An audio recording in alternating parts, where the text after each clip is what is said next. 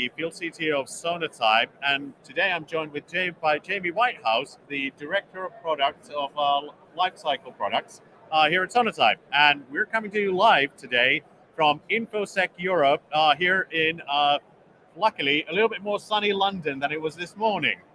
So, hey, Jamie, great to have you with it. Yeah, thank you. Really nice to be here.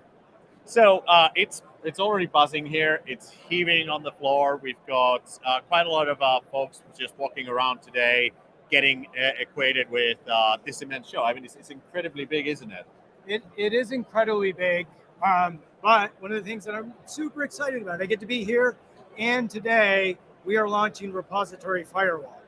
That's amazing. Well, speaking of which, on that launch, connected to that, today what we're doing is we're officially announcing that that Repository Firewall has prevented over $1.5 billion, incredible amount of money in potential losses from malicious open source attacks. So, hey, Jamie, what does that mean, and why is that important? Yeah, for me, it's really important because it highlights the kind of value that gets protected inside of your innovation engine, your software factory, your developers.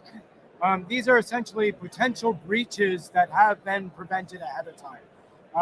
There are things that are attacking your supply chain itself. These are different than kind of your runtime attacks that might be against your production servers. So this really speaks to the kind of downtime that your developers might incur when there's malware on the machines and they have to go get it scrubbed, but also kind of a cascading effect. If your developers can't work on their workstations, they can't collaborate with other developers, they can't collaborate with their Scrum leads and their project managers and product managers, you can't collaborate with anybody else in the company. So all of a sudden you start having this mitigation around what effect does this have on my timeline of developing my software. And this isn't a small amount of people. These are your entire application development teams.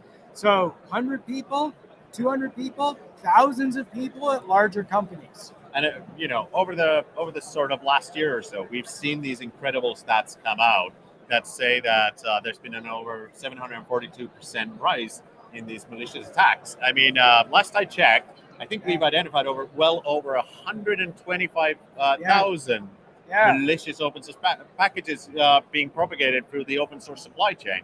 That's an incredible amount. So. Speak to me a little bit about what makes this a little bit different than maybe some of the malware scanners that we see here down on the floor. For sure. So the malware scanners, they'll be catching after the fact. So a signature has been identified, somebody's seen the exploit, you go grab the binary itself, and you take a look at it, you decompose it, you really understand how the malware works, then you create a signature, and then you look for that detection.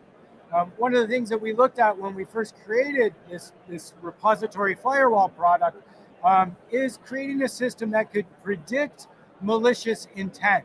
It's often why we call it malicious open source.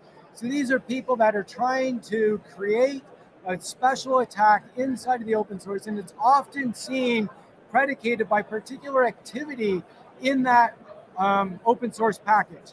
So things like a new committer shows up, or they're releasing on a particularly different date, or a bunch of files that typically would never be changed are now being changed. Those are all really interesting signals and start to create prediction of malicious intent. So we can get ahead of this ahead of time instead of waiting afterwards and go, oh, well, there's a vulnerability and now we're going to catalog it. And of course, one of the things that we've started now observing is the malware that you find in the open source supply chain is a little different because it basically unloads itself on the developer's machine with none of the developer's interaction. So unlike traditional phishing where you'd drop a link to a piece of malware, you kind of have to click on the exe. This is completely automated. It's DevOps, but for evil, basically. Right. Yeah, and it's really exploiting that software supply chain itself, the package managers as you identified, but also the upstream publishing system. So there's social engineering going on there. There's account takeovers. Those things become really important. And one of the reasons why it's super lucrative is once they're in this system, this isn't your servers on the public internet, right, where it might be a denial of service. This is a takeover of maybe your Jenkins build farm. That's a pretty great place where you might want a crypto miner installed. Your build farm usually has direct access to a lot of sensitive information. Same thing with your developer's workstation. So now information stealing becomes really relevant to then have a follow-on effect, an attack into other parts of your system. Now that you know passwords or kind of what kind of systems you have or software. And again, like you highlighted, this isn't just, I got tricked into reading some meme email and it was one person. This is an entire development team because you're picking kind of a software package, maybe doing a typo squatting. It's a common name. People often mistype it. I then commit that as part of my build, and all of a sudden, all my applications are now downloading this. And that's pretty easy and pretty dangerous to be in that situation. Yeah, anyone can really go upstream and register any package name, and we've really started to see quite a lot of these attack vectors targeting that exact thing. Registering known internal package names, typo squatting popular names. Like, how many permutations of the colors package have we seen at this point? Like totally. 2.0, 3.0 colors with a US. Yep. All these sorts of things. And unfortunately, developer machines are privileged machines. They have access to databases. They've got access to other resources. They themselves run high in CPU and RAM, so perfect places to do quite a lot of naughty things. I guess another thing that makes this really different is, as you kind of mentioned earlier, it isn't detecting after the fact. It is predicting the presence of malware, which is really, really cool. And one of the things that we recently discovered, thanks to the detection system you guys have built, is a malware that has been generated by ChatGPT that's been propagated through the software supply chain. Yeah, that's really interesting. One of the things that we'll be talking about later on tonight as well is that same kind of thing. Mitten did a great talk at, I think, DOS Amsterdam around that approach. These are not trivial kinds of attacks. They're really sophisticated. People are embedding, they're obfuscating, they're using different spoken languages, written languages to make it harder to detect. So again, the prediction of that intent becomes a good signal on whether or not there's actually going to be something there without having to try to keep up with all the various ways people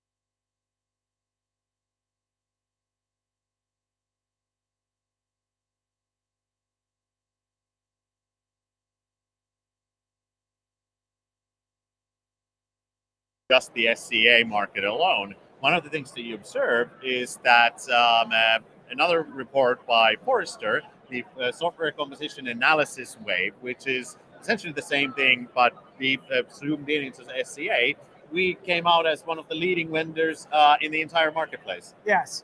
I feel really good about that, having created Lifecycle and Repository Firewall.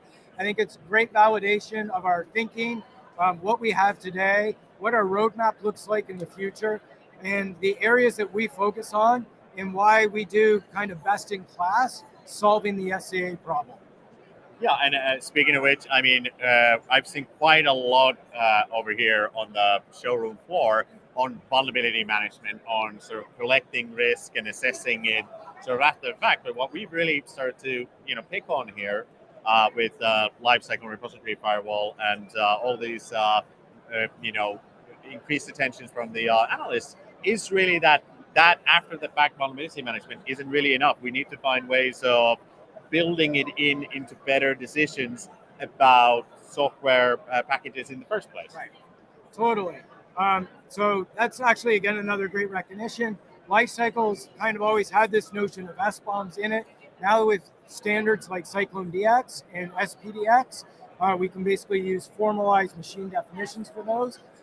And one of the big things that you highlighted is it's more than just that list of what are the components. It's all the metadata that you want around those components, even though it's a bill of materials. It's what is the metadata, what's the licenses, what's the security vulnerabilities, and then more importantly, what is the disposition of how you treat them in your different applications, and then also how you might have mitigations in place and exemptions, and how you then communicate those out.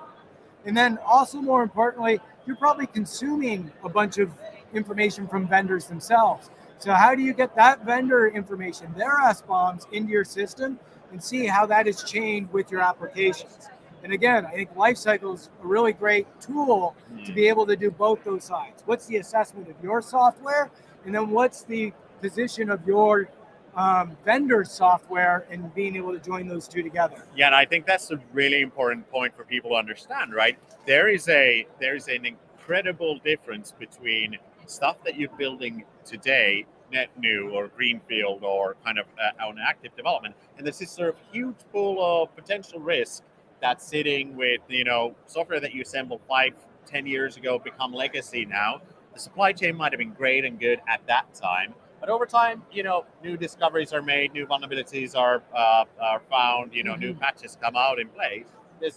Lifecycle really helps address that sort of problem of, well, what is that technical debt that's kind of lurking there in the software? And I feel like the SBOM, I've seen a lot of talk here about SBOM, software bills and materials, like fundamentally just list of components, what's there. And as you kind of rightfully said, right, it's much more than just, do I have a component, is it bad, right? Because vulnerability is always in context of how you're running the software, how you're building it, where you're operating it, who's accessing it, and so on.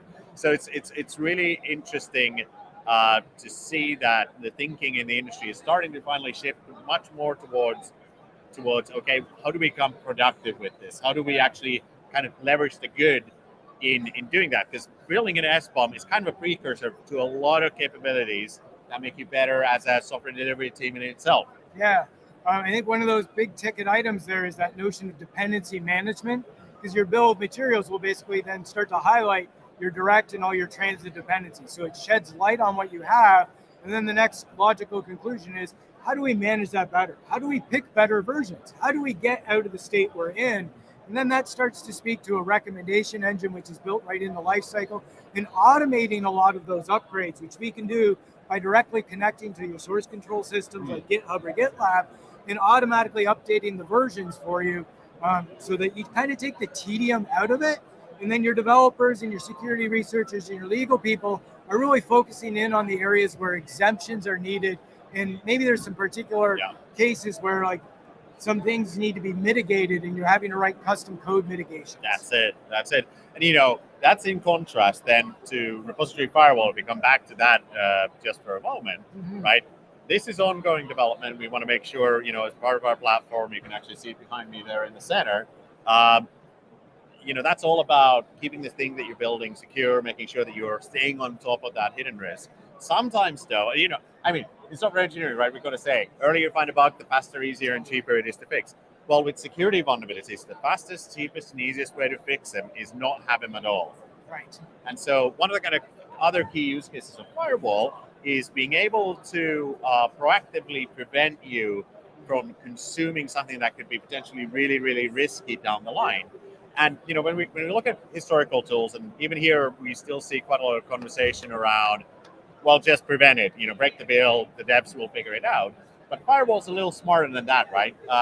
It has this ability to actually return the best known version to you. Yeah. So that's actually one of my favorite features. If you look for it in our documentation, it's called policy compliant component selection, because that's really what it's about. Is picking the best component based on your policies and avoiding the things that would be blocked. But as Ilkka highlighted, and affectionately internally, I like to call it the better version picker. So that's what it's all about. How do you, again, take that tedium out of the hands of the developers? They don't want to be sifting through all that information to figure it out. Yep. They don't want to have to try to mentally run a flow chart of what the policy is. Just give them a better version, right? They'll use it. And then again, when there's an exceptional case, and it truly will be exceptional when we're talking about repository firewall, you might have to grant a mitigation and then have Lifecycle give you the visibility of the places that's consumed. And that's how we begin to kind of chip away at this sort of problem of, the beast that is supply chain management. It isn't just ask your vendors for an escrow. You should totally do that.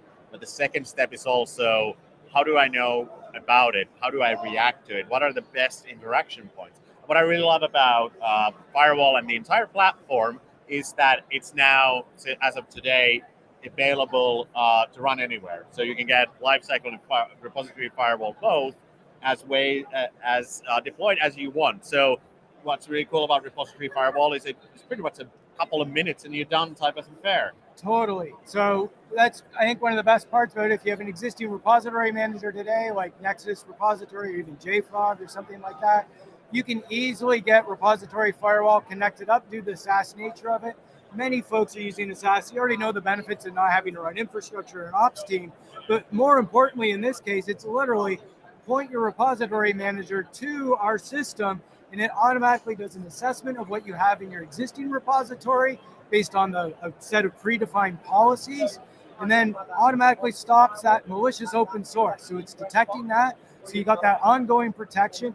Then, of course, when you want to customize those policies, you just log into the web console, you change the policies, the reports are all there. You got nothing else to install. You connect your repository manager to the Repository Firewall SaaS, and you're up and running, audit and protected in minutes. That, I mean, you have said it. I'm like an infomercial. Yeah, I whatever you're selling, I'm buying. That's as far as I'm concerned.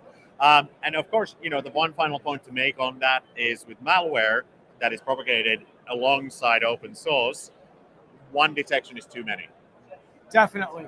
And that's where that number, that 5.1 billion, that really big number, right? That's where that comes from, because these are basically potential breaches. And it's not potential, like, is there a opportunity? What's the odds of somebody having this attack exploit on my production systems?